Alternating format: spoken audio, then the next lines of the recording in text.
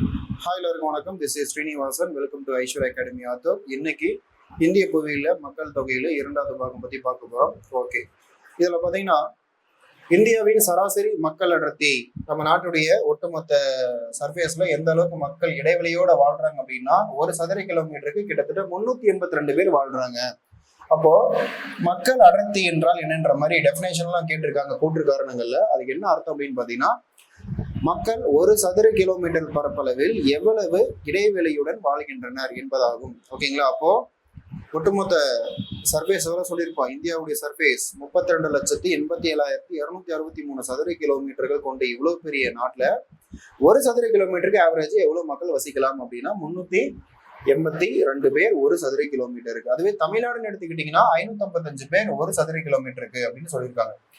அடுத்தபடியாக நம்ம இந்தியாவில பிறப்பு விகிதமும் இறப்பு விகிதமும் எப்படி இருக்கு அப்படின்னு பாத்தீங்கன்னா, பிறப்பு விகிதம் அப்படின்னா ஒரு ஆண்டில் 1000 மக்கள் எண்ணிக்கையில் உயிருடன் பிறந்த குழந்தைகளின் எண்ணிக்கை தான் நம்ம என்ன சொல்றோம்னா பிறப்பு விகிதம். அதுவே இறப்பு விகிதம் அப்படின்னா ஒரு ஆண்டில் 1000 மக்கள் எண்ணிக்கையில் இறந்தவர்களின் மொத்த எண்ணிக்கை. அப்போ ஒரு வருஷத்துல 1000 பேருக்கு உயிரோட அந்த குழந்தை பிறந்துச்சு அப்படின்னா அது பர்த் ரேட் ஆகும். அதுவே ஒரு வருஷத்துல 1000 பேர்ல எத்தனை பேர் இறந்திருக்காங்க அப்படின்றத டெத் ரேட் ஆகவும் எடுத்துக்கிறாங்க.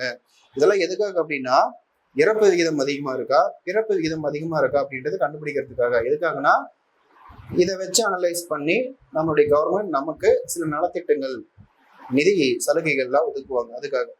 அடுத்தபடியாக வயது கலவை.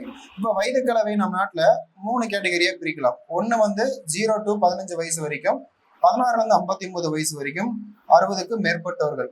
இப்போ 0 to 15 வயசு உடையவங்க பாத்தீங்கன்னா நாட்டுல 29.5% 16 முதல் 59 வயது வரை இருக்கக்கூடியவங்க 62.5%, 60 வயதுக்கு மேற்பட்டவர்கள் நம்ம நாட்டில் 8% உள்ளார்கள்.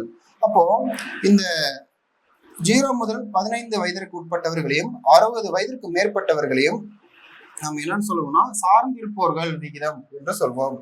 அப்போ இட இருக்கக்கூடிய 62.5% இவங்கதான் வேலையில் இருப்போர் அல்லது தற்சார்பு வாழ்க்கை முறையை பின்பற்றுப்போர். அப்படின்னா வேலைக்கு போய் உழைச்சு சாப்பிடுறவங்க. அப்போ மற்ற 2 கேட்டகரி என்னது? மற்றவங்கள சார்ந்து இருப்பவர்கள், குழந்தைங்க பெற்றோரை சார்ந்திருக்கும், இந்த வயதானவர்கள் அவர்களுடைய பிள்ளைகளே சார்ந்து இருப்பார்கள். இவ்வளவுதான் விஷயம். அப்போ இதனுடைய பர்சன்டேஜ் வெரி இம்பார்ட்டன்ட். ஓகேங்களா? அடுத்து போலாம். இப்ப பாலின விகிதம் இருக்கக்கூடிய இந்த சாப்டர்ல ரொம்ப ரொம்ப முக்கியமான ஒரு விஷயம் அப்படின்னா இந்த பாலின விகிதம். ஏன்னா இந்த பாலின விகிதத்துக்கு என்ன டெஃபினேஷன் அப்படின்னு சொல்லி வரையறை அப்படின்ற மாதிரி கேட்குறாங்க. 1000 ஆண்களுக்கு உள்ள மொத்த பெண்களின் எண்ணிக்கை தான் ஒரு நாட்டினுடைய பாலின விகிதம். ஆண்களுடைய எண்ணிக்கையும் பெண்களுடைய எண்ணிக்கையும் ஈக்குவலா இருக்கா இல்லையா? That's all. பாருங்க, 1000 ஆண்களுக்கு உள்ள பெண்களின் எண்ணிக்கை அப்படி பார்க்கும்போது இந்தியாவில் பாலின விகிதம் எந்த அளவுக்கு இருக்கு அப்படின்னா 1000 ஆண்களுக்கு 940 பெண்கள் இருக்கிறாங்க. அதுவே அதிக பாலின விகிதம் கொண்டுள்ள மாநிலம் என்றால் அது கேரளா. 1000 ஆண்களுக்கு 1084 பெண்கள். அப்போ பிளஸ் 84 பெண்கள் அதிகம் இருக்கிறாங்க. அப்போ மிகச்சிறந்த ஒரு பாலின விகிதத்தை கொண்டுள்ள ஒரு மாநிலம் கேரளா. இரண்டாவதாக யூனியன் பிரதேசம் எடுத்துட்டீங்கன்னா புதுச்சேரி 1000க்கு 1038 பிளஸ் 38 பெண்கள் அதிகமா இருக்காங்க. அதுவே யூனியன் பிரதேசங்கள் பொறுத்தவரை குறைவான மாநிலம், பாலின விகிதம் குறைவான மாநிலம் அப்படின்னு எடுத்துக்கிட்டீங்கன்னா இதுல ஆன்சர் டாமா அண்ட் டையூ. எவ்வளவுங்க? வெறும் 618 பெண்கள் மட்டும் தான் இருக்காங்க. இது என்ன குறிப்பிடுகிறது அப்படின்னா 1000 ஆண்கள் அதிகம், பெண்கள் ரொம்ப ரொம்ப கம்மி என்பதை குறிப்பிடுகிறது. அடுத்தபடியாக நம்ம தமிழ்நாட்டை எடுத்துக்கிட்டீங்கன்னா 1000 ஆண்களுக்கு 996 பெண்களும், அதுவே குழந்தைகளினுடைய பாலின விகிதத்தை எடுத்துக்கொண்டால் அதாவது 0 முதல் 6 வயதிற்கு உட்பட்ட குழந்தைகளுக்கு 1000 ஆண் குழந்தைகளுக்கு 943 பெண் குழந்தைகள் மட்டுமே உள்ளன அப்படின்ற மாதிரி ரிப்போர்ட் சொல்லியிருக்கு. ஓகேங்களா? ஸோ அப்படி பார்க்கும் பொழுது இந்த பாலின விகிதம் என்பது மிக மிக முக்கியம்.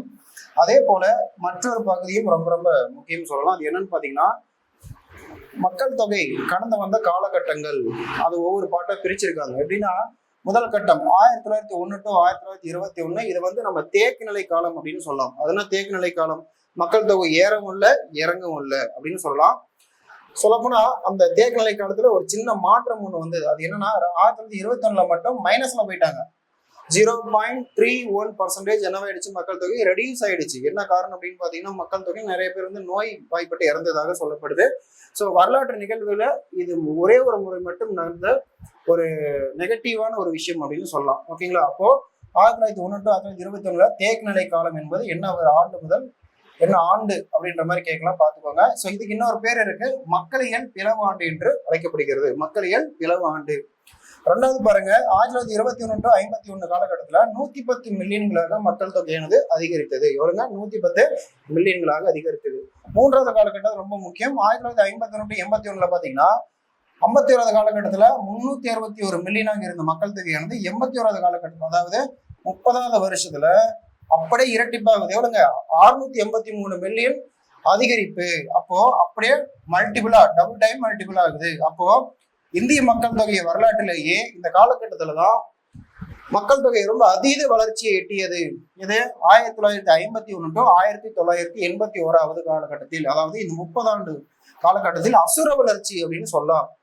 அடுத்தபடியாக இறுதியாக 1981 to 2011 அதிக வளர்ச்சியிலிருந்து குன்றல் தென்பட்ட காலம். குன்றல்னா இன்னும் வேகமான ஒரு விஷயம், அதாவது வெறும் 600ல இருந்து 1000 தாண்டுது. 685 மில்லியன் to 1210 மில்லியன்களாக அதிகரித்த காலகட்டம். ஓகே, இப்போ நீங்க இந்த மக்கள் தொகை பொறியியல்ல மக்கள் தொகை பற்றி நீங்க படிச்சிருப்பீங்க.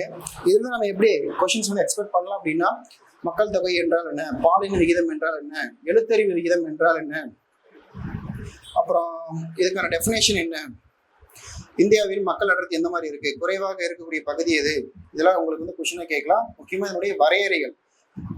ப்ரீவியஸ் கொஸ்டின்ஸ்ல வந்து பாத்தீங்கன்னா பாலின விகிதம் என்பதற்கான சரியான விளக்கத்தை தேர்ந்தெடு, இந்த மாதிரிலாம் டெஃபினேஷன்ஸ் கேட்குறாங்க.